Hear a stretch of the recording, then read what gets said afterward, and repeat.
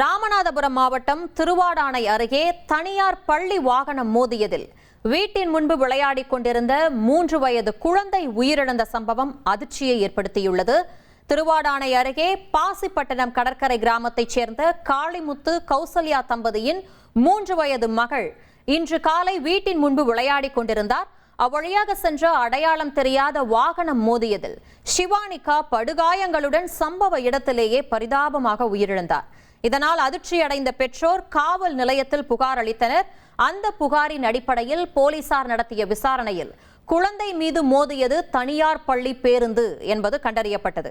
இதையடுத்து விபத்தை ஏற்படுத்திவிட்டு நிற்காமல் சென்ற தனியார் பள்ளி பேருந்து ஓட்டுநர் அந்தோணி என்பவரை போலீசார் கைது செய்து தீவிர விசாரணை மேற்கொண்டு வருகின்றனர். இனி செல்லும் இடமெல்லாம் செய்தி.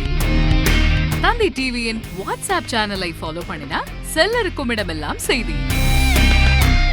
இதோ QR கோட் இப்பவே ஸ்கேன் பண்ணுங்க, ஃபாலோ பண்ணுங்க.